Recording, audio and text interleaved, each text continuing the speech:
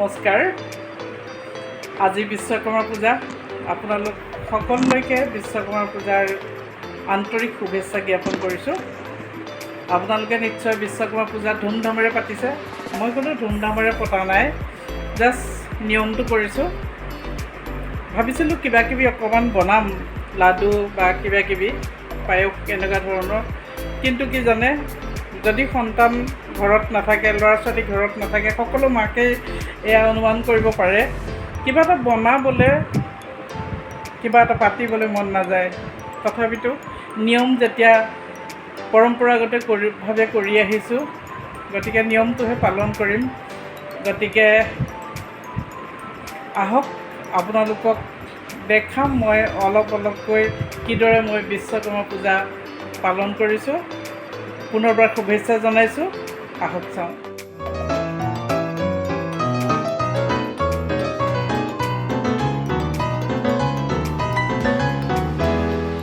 এয়া এতিয়া মই গোসাঁই ঘৰৰ কাম কৰিবলৈ আগবাঢ়িছোঁ। আগতে প্ৰসাদ তিয়াই মই ধুই পখালি ৰেডি কৰি লৈছোঁ।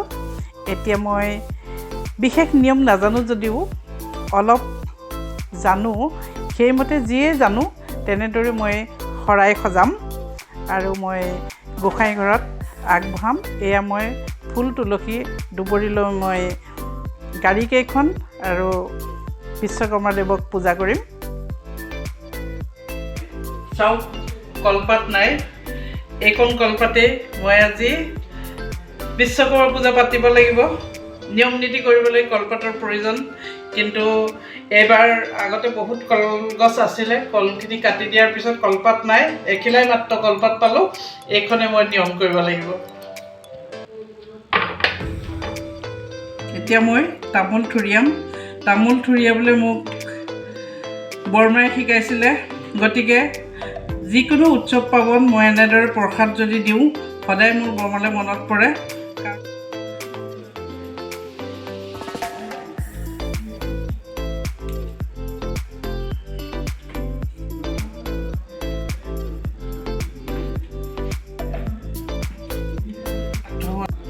একচুৱেলি শৰাই সজাৰ নিয়ম মই ইমান নাজানো, তথাপিতো মায়ে মোক যেনেকৈ শিকাইছিলে শৰাইখন সজাই মই গোসাঁই ঘৰত আগ কৰিবলৈ, ঠিক তেনেদৰে মই শৰাইখন সজাম।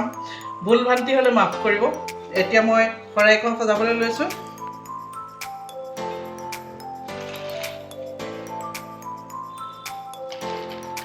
এনেদৰেই অলপকৈ বুট, মগু আৰু একচুৱেলি 4 মুঠি মগু, 4 মুঠি বুট আৰু 4বাৰ তেনেদৰে চাউল আৰু তেনেদৰে ফলাহাৰ দিবলৈ মায়ে মোক শিকাইছিলে।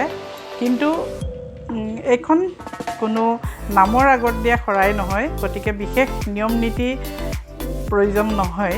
যদিও মই চেষ্টা কৰোঁ অলপমান সজাই পেলাই শৰাইখন দিবলৈ। নিয়ম নীতি নাজানো, কিবা যদি অপৰাধ হয় নেদেখাজনে নিশ্চয় মোক ক্ষমা কৰিব। আৰু মই এনেদৰেই সজাই মই গোসাঁই ঘৰত ভগৱানৰ শ্ৰীচৰণত মই এনেদৰেই শৰাই এভাগি আগ কৰোঁ আৰু বিশ্বকৰ্মা দেৱৰ চৰণত মই শৰাইভাগি আগ কৰিবলৈ মই যোগাৰ কৰিছোঁ।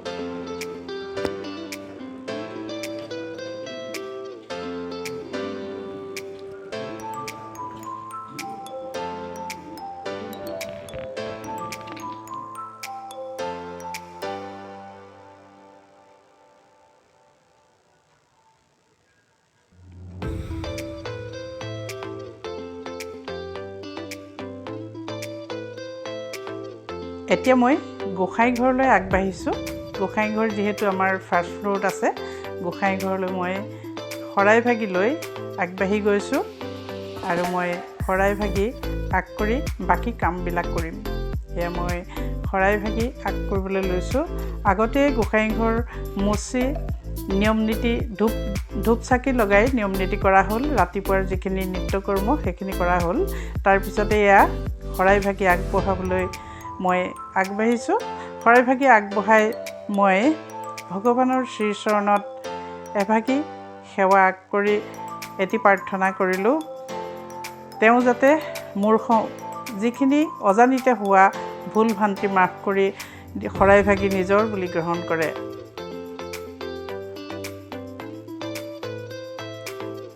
এতিয়া মই শৰাই ভাগি আগবঢ়াই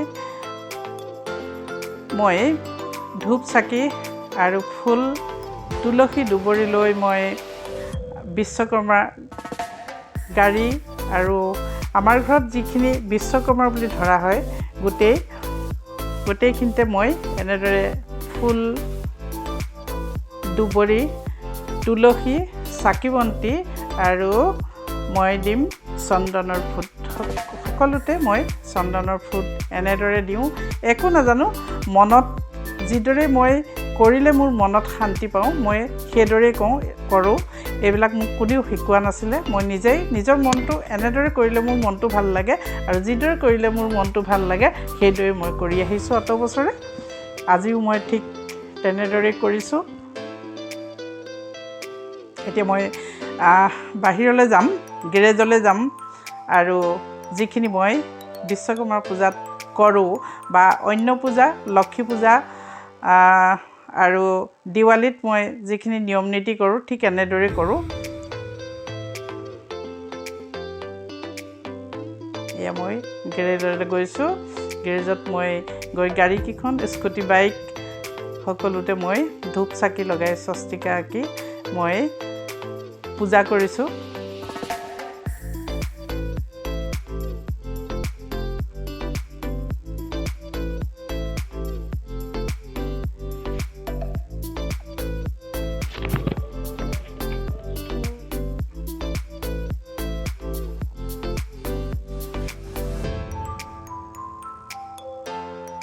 বিশেষ নাজানো, বিশ্বকৰ্মা দেৱে যাতে মোক ক্ষমা কৰে, অজানিতে যদি কিবা ভুল হৈছে ক্ষমা কৰে। এয়া মই আহি মূল দুৱাৰত আমাৰ ষ্টেপত মই আচলতে ঘৰখনো বিশ্বকৰ্মাই নহয় জানো, গতিকে মই এনেকুৱা অকেজনত মই এনেদৰে কৰোঁ, এনেদৰে পূজা কৰোঁ, বিশ্বকৰ্মা দেৱক আৰাধনা কৰোঁ।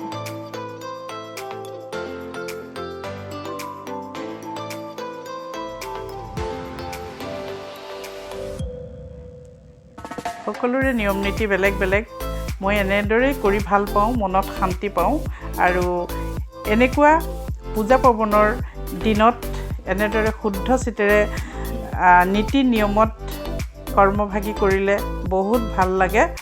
সেয়েহে মই এনেদৰে কৰি মই সন্তুষ্টি লাভ কৰিছোঁ আৰু ঘৰখনৰ লগতে সকলোৰে মংগল কামনা কৰিছোঁ।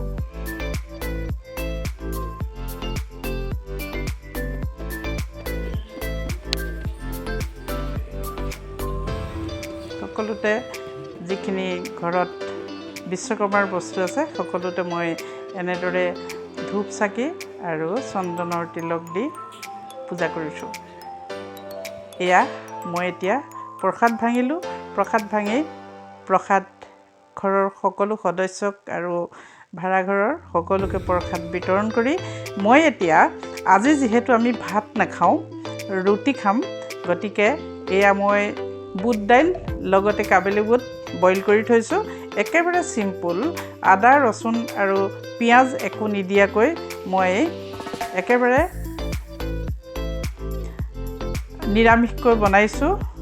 চাওক মই কিদৰে চিম্পুলকৈ বনাইছোঁ। ইয়াত আদা ৰচুন পিঁয়াজ একো দিয়া নহয়, অকণমান তেল দিলোঁ আৰু দিম মই ইয়াতে গোটা জিৰা ঠিক আধা চামুচমান মই দি দিম গোটা জিৰা।